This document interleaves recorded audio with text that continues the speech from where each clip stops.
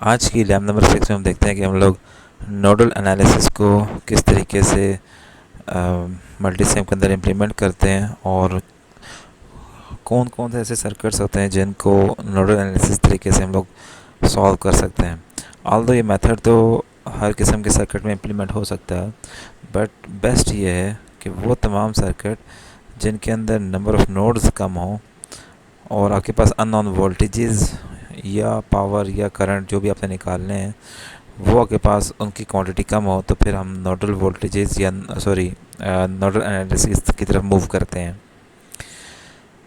अच्छा, थ्योरी में आप लोगों ने बहुत डिटेल में देख लिया होगा कि हम लोग इसको किस तरीके से सॉल्व करते हैं जो हमारे पास अननोन वोल्टेजेस हैं। लेट्स से मैं इस पॉइंट की बात करूं जो कि अननोन नोड है। इस नोड पर जो वोल्टेज होगा वो हमारे पास वही होगा जो आपके पास इधर सोर्स पे एग्जिस्ट कर रहा है। देन नोड ए एग्जिस्ट कर रहा है, नोड ए का जो वोल्टेज है वो अननोन है। देन नोड बी का वोल्टेज अननोन है। एंड देन फाइनली नोड सी जो है, यहाँ का जो वोल्टेज है हमें पता है, चूँकि ग्राउंड के साथ कनेक्टेड है तो यहाँ का जो वोल्टेज होगा दैट विल बी ज़ीरो। अब हम इस सर्किट को इम्प्लीमेंट करते हैं मल्टीसिम के अंदर।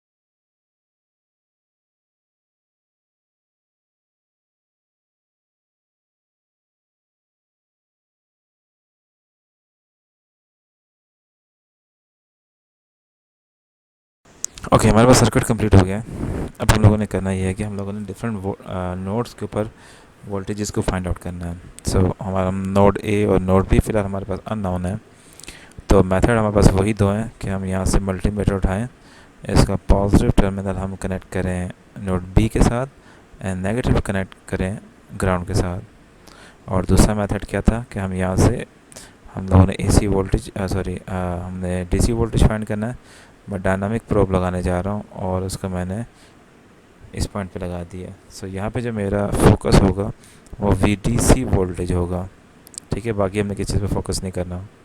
सो अब हम इसको रन करते हैं और यहाँ पे जो वोल्टेज हमारे पास आ रहा है नोड ए के अक्रॉस दैट इज़ 5 वोल्ट, और जो रिमेनिंग जो वोल्टेज है हमारे पास 5 वोल्ट का नोड बी के ऊपर आ रहा है। अब सेम यही क्वेश्चन आप इसको मैथमेटिकली सॉल्व करेंगे एंड देन आप उसको कंपेयर करेंगे इस मेथड के साथ कि क्या वाकई में दोनों के क्रॉस 5 वोल्ट्स आ रहे हैं कि नहीं आ रहे हैं। सो ये हमारा हो गया फर्स्ट स्टेप। द नेक्स्ट ये हमने अननोन वोल्टेजेस तो फाइंड कर लिए हैं नोड्स के ऊपर। अब हम लोगों ने आप इनको फोकस करना है, इस प्रोसीजर को आप लोगों ने समझ लेना है। अभी हम लोगों ने ये स्टेप किया है। अब हम लोगों ने करंट्स कैलकुलेट करने हैं। करंट कैलकुलेट तो आप लोग करंट तो आप फाइंड करोगे जो भी मेथड आप लोगों ने पढ़ ली है मेथड के थ्रू। जब हम मैयड की करने की बारी आएंगे तो मैयड करने के लिए हम उन्हीं प्रोब्स का दोबारा यूज़ करेंगे जो यहाँ पर हमारे पास प्रोब एग्जिस्ट कर रही हैं, डायनामिक प्रोब्स, और उनको हम डिफरेंट नोड्स के ऊपर कनेक्ट कर देंगे, डिफरेंट वायर्स के ऊपर कनेक्ट कर देंगे। लेट्स से एक पॉइंट ये है, एक पॉइंट यहाँ पर है, एक पॉइंट यहाँ पर है एंड फाइनली एक पॉइंट यहाँ पर है, एक पॉइंट और है और वो ये पॉइंट है। मैं फ़िलहाल ये करता हूँ, इसको साइड पर कर देता हूँ। ये करंट इधर का है, इसको इधर कर लिया, ये करंट ठीक है, इसको हम लोग इधर साइड पे कर लेते हैं और ये ठीक है। एंड देन फाइनली रह गया R2 के क्रॉस, इसको हम यहाँ पे कनेक्ट कर सकते हैं। अब आप लोगों ने जो सबसे इम्पोर्टेंट चीज़ है वो आप लोगों ने देखना है कि यहाँ पर जो गिवन है आपके पास सारे के सारे डायरेक्शंस करंट की गिवन है, वो आप लोगों ने फोकस करना है। अगर आप गौर करें तो एक प्रोब नंबर 2, प्रोब नंबर 6, 1, 3 ये सब क्लॉकवाइज है। तो आप लोगों ने देख लेना कि आपके क्वेश्चन के अंदर, आपके न्यूमेरिकल के अंदर इन सब की डायरेक्शन ओरिजिनल थी क्या, ये आपके जहन में पूरा कंप्लीट क्लियर होनी चीज़। I1 की डायरेक्शन एंटी क्लॉकवाइज है, या I1 की डायरेक्शन राइट से लेफ़्ट की तरफ है, जबकि आपके पास जो यहाँ रीडिंग आएगी वो अपोजिट आएगी। तो जब आप लोगों ने इसको स्टॉप करके रन करेंगे, जो भी करंट की आपके पास रीडिंग आएगी 5 मिली एम्पेयर, अगर प्रॉप to left to right condition में है तो राइट से लेफ़्ट में इसकी वैल्यू क्या होगी, -5 milli ampere. Then next current पे जाते हैं। I2 की वैल्यू राइट से लेफ़्ट देखनी है, I2 की वैल्यू 5 मिली एम्पेयर है, that will be -5 milli ampere. ठीक है, एंड सो ऑन।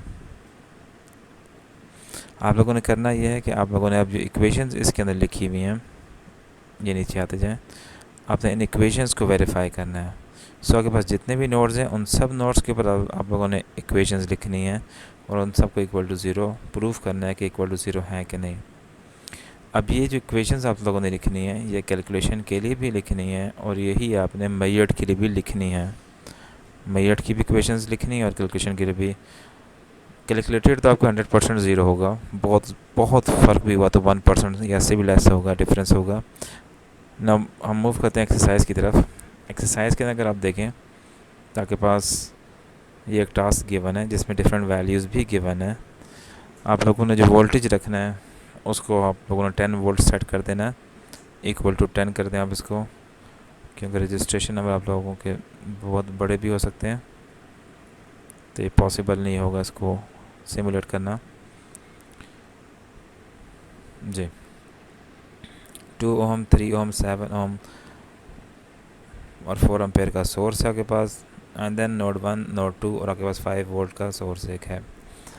तो अब आप लोगों ने करना है कि नोड 1 आइडेंटिफाई करना है, नोड 2 आइडेंटिफाई करना है, एंड देन इन दोनों के क्रॉस वोल्टेजेस भी फाइंड करने हैं। ये एक स्टेप हो जाएगा। सेकंड स्टेप ये कि आप लोगों ने यहाँ पर करंट सारे के सारे जो अननोन करंट्स है वो सारे के सारे फाइंड आउट करने हैं। और सारे के सारे करंट फाइंड आउट करने के बाद आप लोगों ने ये टेबल इस तरह का दोबारा बनाना है जिसमें आपके पास मेजर्ड होंगी, कैलकुलेटेड वैल्यूज़ होंगी।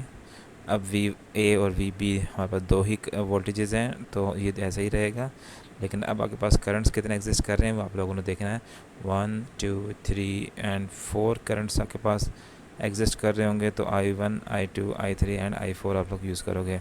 और हमें पता है कि एक करंट जो है वो हमारे पास गिवन है, यानी लेट्स से आप इसको I4 बोलते हो, तो I4 हमें पता है उसकी वैल्यू 4 एम्पेयर है, तो इसलिए इस पर फोकस करने की इतनी ज़रूरत। आप लोगों ने इसी तरीके से मेजर्ड के और कैलकुलेटेड के टेबल बनाने हैं अपने, एंड देन आप लोगों ने इसकी रिपोर्ट बना के अपने पास सेव कर लेनी है। Thank you. ओके, वैल्यूज़ मैंने कुछ थोड़ी सी चेंज कर दी हैं रेजिस्टेंसेस की।